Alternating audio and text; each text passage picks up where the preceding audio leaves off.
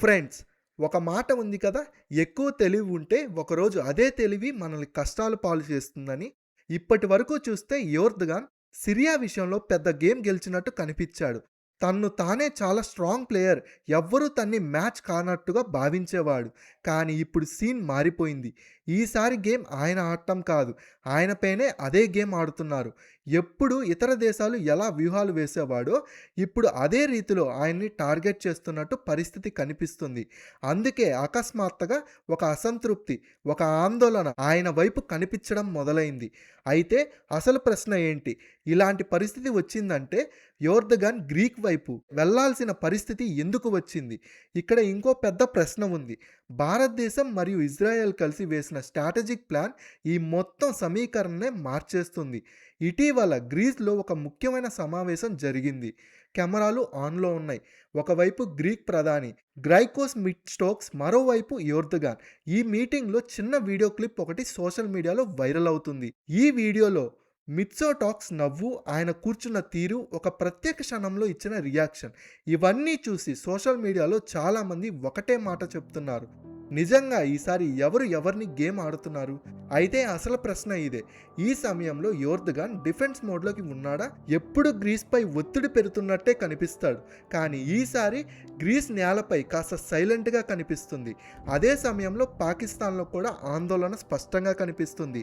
విదేశాంగ శాఖ ప్రతినిధి ముందుకు వచ్చి చెప్పారు, అమెరికా విడుదల చేసిన మ్యాప్లో అక్సై చిన్ పీఓకేలు భారతదేశ భాగంగా చూపించారు. దీనిపై పాకిస్తాన్ తీవ్ర ఆగ్రహం వ్యక్తం చేసింది. ఫిర్యాదు చేసిన తర్వాత ఆ మ్యాప్ని తొలగించారని వారు చెప్తున్నారు. వారు ఐక్యరాష్ట్రాల లీగల్ మ్యాప్ గురించి మాట్లాడుతూ జమ్మూ అండ్ కాశ్మీర్ని వివాదాస్పద ప్రాంతంగా చూపించారని ప్రయత్నిస్తున్నారు. కానీ అసలు ప్రశ్న ఇదే. ఈ మ్యాప్ యుద్ధానికి సంకేతం అవుతుందా?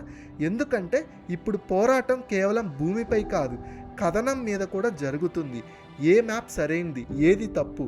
ఇది కేవలం కాగితం విషయం కాదు, అంతర్రాజకీయ వేదికపై చట్టబద్ధత ప్రతిష్టకు సంబంధించిన విషయం. ఇండియా మాత్రం స్పష్టంగా ఉంది, జమ్మూ అండ్ కాశ్మీర్ భారతదేశ అవిభాజ్య భాగం.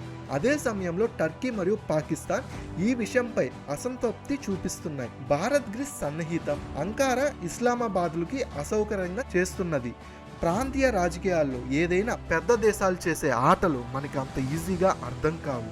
కానీ ఒక విషయం స్పష్టం, ఈసారి బోర్డుపై ముక్కలు వేగంగా మారుతున్నాయి. తమను చాలా తెలివైన వారిగా భావించేవాళ్ళు ఇప్పుడు తమకే ఇబ్బందులు ఎదుర్కొంటున్నారు. ఇప్పుడు కొందరికి ఇబ్బందులు స్పష్టంగా కనిపిస్తున్నాయి. అమెరికా ఆ మ్యాప్ డిలీట్ చేసినా అసలు కథ అక్కడితో ముగియలేదు.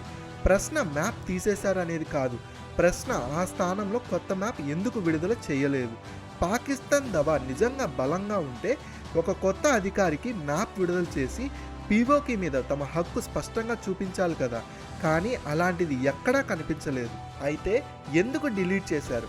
ఇక్కడ నుంచే అసలు రాజకీయం మొదలవుతుంది. ఇది మ్యాప్ విషయం కాదు, దేశాల మధ్య లెక్కల విషయం. ప్రస్తుతం అమెరికాకు పాకిస్తాన్ అవసరం ఉంది. ఆఫ్ఘనిస్తాన్ పరిస్థితి, మధ్య ఆసియా లెక్కలు, చైనా వ్యూహాలు, ఇవన్నీ కలిసి పరిస్థితిని క్లిష్టం చేస్తున్నాయి. ఇలాంటి సమయంలో వాషింగ్టన్ నేరుగా ఇస్లామాబాద్ని కోపగించడానికి సిద్ధంగా ఉండదు. అందుకే మ్యాప్ తీసేయడం ఒక సర్దుబాటు అడుగు కావచ్చు. కానీ పాకిస్తాన్ ఇంకా అమాయకురాలు కాదు. తమను తరచూ ఒక సాధనలా ఉపయోగించారని వారికి అర్థం చేసుకున్నారు. ఖవాజ్ ఆసిఫ్ పార్లమెంట్లోనే నిలబడి చెప్పారు, పాకిస్తాన్ని టాయిలెట్ పేపర్లా వాడుతున్నారు. ఇది ఆఫ్ ది రికార్డ్ కాదు, అధికారిక ప్రకటన. అంటే ఇది ఒక ఫిర్యాదు కాదు, ఒక హెచ్చరిక కూడా. ఇటీవల ఖవాజ్ ఆసిఫ్ ఒక ట్వీట్ చేశారు. ఆ పోస్ట్లో ఒక మ్యాప్ షేర్ చేశారు. అందులో ఇజ్రాయెల్ చుట్టుపక్కల ఉన్న చాలా దేశాల్లో ఐఎస్ఎస్ తరహా ఉగ్రవాద దాడులు జరుగుతున్నాయని చూపించారు. అయితే ప్రశ్న ఇదే, ఇజ్రాయెల్లో ఇలాంటి దాడులు ఎందుకు కనిపించవు? ఆ పోస్ట్లో అదే అంశాన్ని హైలైట్ చేశారు. ఆ తర్వాత ఆ పోస్ట్ని ఖవాజ్ ఆసిఫ్ ఉపయోగించారు. అంటే ప్రత్యక్షంగా ఒక సంకేతం ఇచ్చినట్టే. ప్రాంతీయ ఉగ్రవాదం వెనుక ఎక్కడో ఇజ్రాయెల్కి కనెక్షన్ ఉండొచ్చని సూచన. ఇప్పుడు పరిస్థితి చూడండి, ఒకవైపు పాకిస్తాన్ మంత్రులు ఇజ్రాయెల్ వైపు ఆరోపణలు చేస్తున్నారు, మరోవైపు అంతర్రాజకీయ వేదికపై అదే ఇజ్రాయెల్ని దగ్గరగా ఉన్న శక్తులతో కలిసి కూర్చోవాల్సి వస్తుంది. గాజా సమస్య అయినా, ప్రాంతీయ రాజకీయమైన పాకిస్తాన్ స్థితి కొంతవరకు బలవంతపు రాజకీయంగా కనిపిస్తుంది. అయితే అసలు ప్రశ్న ఇదే, ఈ వాక్యాలు కేవలం దేశీయ రాజకీయం కోసమేనా, లేక పాకిస్తాన్ నిజంగా ఖచ్చితంగా కొత్త కథనం తయారు చేస్తుందా? అమెరికా మ్యాప్ తొలగించడం ఆ పెద్ద చెస్ ఆటలో ఒక భాగమేనా? అందులో ప్రతి పావు తన పరిస్థితిని వల్ల కదులుతుంది. ఇది కేవలం మ్యాప్ విషయం కాదు, ఇది నమ్మకాల వినియోగం, మారుతున్న సంఖ్యల విషయం. ఆ ఆటలో ఎవరు ఎవరిని ఉపయోగిస్తున్నారన్నది పెద్ద ప్రశ్న. ఇప్పుడు దృశ్యాన్ని కొంచెం జూమ్ చేసి చూస్తే ఈ సమయంలో పాకిస్తాన్కు మెల్లగా ఒక విషయం అర్థమవుతుంది. ఇండియా నిశ్శబ్దంగా తన పని చేసుకుంటూ ముందుకు సాగుతుంది. అమెరికా భారత్ డీల్స్ తర్వాత ఇస్లామాబాద్కి స్పష్టంగా అర్థమైంది. వాషింగ్టన్ ప్రధానితులు మారుతున్నారు. ముందున్న సమతుల్యం ఇప్పుడు సరిపోవడం లేదు. బరువు ఇండియా వైపే పడుతుంది. కానీ కథ ఇక్కడితో ముగియదు. భారత్ చిన్ గేమ్ ఆడదు, అది పొడవైన రేస్ ఆడుతుంది.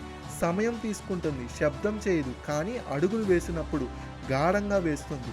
ఈ విషయం బాగా అర్థం చేసుకున్న వారిలో ఒకరే ఎర్దోగాన్. టర్కీ పాకిస్తాన్ సంబంధాలు కొత్తవి కావు.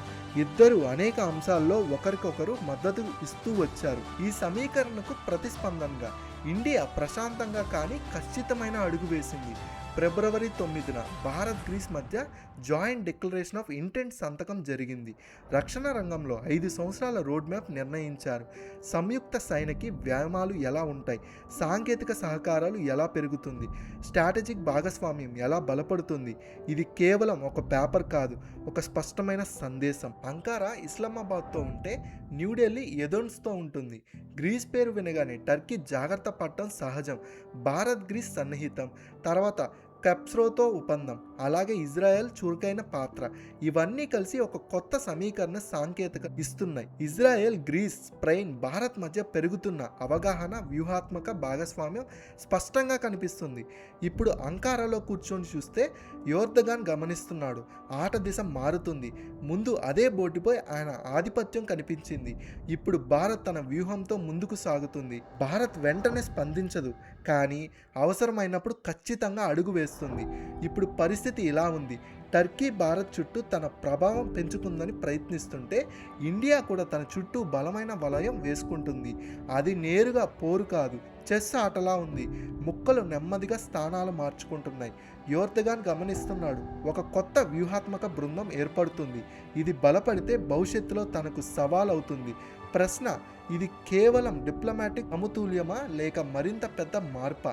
నిజంగా ఒక కొత్త ప్రాంతీయ బ్లాక్ రూపొందుకుంటుందా? అది టర్కీ, పాకిస్తాన్ దురికి సవాలుకి విసరడానికి సిద్ధంగా ఉందా? ఆట భయపడుతోంది. ఈసారి ముందడుగు భారత్ వైపు నుంచే వస్తుంది. ఒక విషయం ఒప్పుకోవాలి, ఎర్దోగాన్ చాలా చాతుర్యమైన నాయకుడు. రాజకీయాలు ఎప్పుడు వంగాలో, ఎప్పుడు ప్రత్యర్థిని వంగించాలో ఆయనకి బాగా తెలుసు. పరిస్థితులకి అనుగుణంగా దిశ మార్చడంలో ఆయన వెనకాడరు. గ్రీస్తో ఆయన పాత వివాదాలు ఉన్నాయి. సిప్రస్ అంశంలో సంవత్సరాలుగా ఉద్రిక్తత కొనసాగుతుంది. కానీ ఒక దశలోనే ఎర్దోగాన్ గ్రీస్తో సమావేశమవుతారు. ఎంఓఈ సంతకం చేశారు. కెమెరాల ముందే స్నేహపూర్వక ఫోటోలు కూడా తీసుకున్నారు. బయటికి అన్నీ సాధారణంగా కనిపిస్తాయి, కానీ లోపల కథ వేరులా ఉంటుంది. ఆ సమావేశానికి సంబంధించిన ఒక్క వీడియో వైరల్ అయింది. వీడియోలో కైకోస్ మిస్టికోస్ మాట్లాడుతున్నాడు. తన ముక్కలని రూపాల్లో తుడుచుకుని ఆ రూపాల్ని ఫైళ్ళ మధ్య పెట్టేశారు. ఆ ఫైళ్ళు ఎర్దోగాన్కి వెళ్లాల్సినవి. సోషల్ మీడియాలో ఆ క్లిప్ వెంటనే వైరల్ అయింది. కొంతమంది దీన్ని చిన్నపిల్లల ఆటలుగా చూశారు, మరికొందరు దీన్ని ఒక సంకేతిక భావించారు, ఇంకొందరు దీన్ని రాజనీతికి ఉపసహనంగా విశ్లేషించారు. నిజమేమిటి? అదే అసలు ప్రశ్న. మీకు అర్థమవుతుందా? కానీ ఈ వీడియో చూసిన తర్వాత ఈ స్నేహం ఎంత గంభీరం అన్న సందేహం మొదలైంది. గ్రీస్కి బాగా తెలుసు, టర్కీ అవకాశం దొరికితే ఆట తిప్పగలదు. ఈరోజు 6 డాక్యుమెంట్లు పైన సైన్ అవుతున్నాయి, ఫైళ్లు మారుతున్నాయి, కెమెరా ఫ్లాష్లు అవుతున్నాయి. కానీ ఇది నిజమైన నమ్మకంపై కుదిరిన ఒప్పందమా లేక సమయం గడపడానికి తీసుకున్న అడుగా? వాస్తవానికి గ్రీక్ ప్రధాని మిస్టికోస్ మరియు టర్కీ అధ్యక్షుడు ఎర్దోగాన్ డిసెంబర్ 2023లో అథెన్స్ డిక్లరేషన్ ముందు తీసుకెళ్లిన నిర్ణయించారు. ఇద్దరు స్పష్టంగా చెప్పారు, మన మధ్య కఠిన సమస్యలు ఉన్నాయి, సమస్యలు చాలా ఉన్నాయి, కానీ సంభాషణ తలుపు మూసుకోవడం లేదు అని ఇద్దరూ చెప్పారు. ఆ సమావేశంలో ఏమైంది? అక్కడ 6 ముఖ్యమైన పత్రాలపై సంతకాలు జరిగాయి. ఇవి పెద్ద రాజకీయ వివాదాలపై కాదు, లాభం ఎక్కువగా, తారుమారు తక్కువగా ఉండే అంశాలపైనే ఉన్నాయి. మొదటి, వ్యాపారం.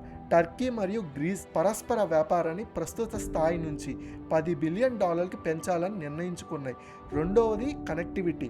టర్కీలోని ఇజ్మీర్ మరియు గ్రీస్లోని తిస్లోనికా మధ్య కొత్త రోరోఫేర్ సర్వీస్ ప్రారంభించేందుకు ప్రణాళిక రూపొందించారు. ఈ ఫేర్ సర్వీస్ వల్ల సరుకులు ఒక దేశం నుంచి మరో దేశానికి సులభంగా రవాణా చేయొచ్చు. మూడో మరియు అత్యంత ముఖ్యమైన అంశం, కష్ట సమయంలో పరస్పర సహాయం. భూకంపం లేదా ఇతర ప్రకృతి విపత్తుల సమయంలో ఒకరికొకరు ఎలా సహాయం చేయాలో స్పష్టమైన ప్రణాళిక రూపొందించారు. దీనినే పాత భూకంప దౌత్యాన్ని కొనసాగించే ప్రయత్నంగా కూడా చూడొచ్చు. యోర్దగాన్ ప్రపంచానికి ఒక సందేశం ఇవ్వాలనుకున్నట్టు కనిపిస్తుంది. సంబంధాలు మెరుగవుతున్నాయి, కానీ అథెన్స్కి కూడా బాగా తెలుసు, సరైన సమయం వస్తే సిప్రస్సో విషయం మళ్ళీ అజెండాలోకి రావచ్చు. యోర్దగాన్ సమస్యలు కేవలం గ్రీస్తో మాత్రమే కాదు, దేశంలోని పార్లమెంట్ ఘర్షణ వీడియోలు బయటకు వస్తున్నాయి. రాజకీయ ఉద్రిక్తతలు పెరుగుతున్నాయి. బయటకు ఇజ్రాయెల్తో టెన్షన్ వేరే అంశం. ఇప్పుడు అసలు ట్విస్ట్ ఇక్కడే మొదలవుతుంది. ఫిబ్రవరి 2026లో బ్లూంబెర్గ్ ఒక రిపోర్ట్ విడుదల చేసింది. ఈ రిపోర్ట్ ప్రాంతమంతటా చర్చకు దారితీసింది. వార్త ఏమిటంటే టర్కీ అణ్వాయుధాల పోటీలో చేరడం గురించి ఆలోచించవచ్చని సంకేతం. ఇది చిన్న విషయం కాదు.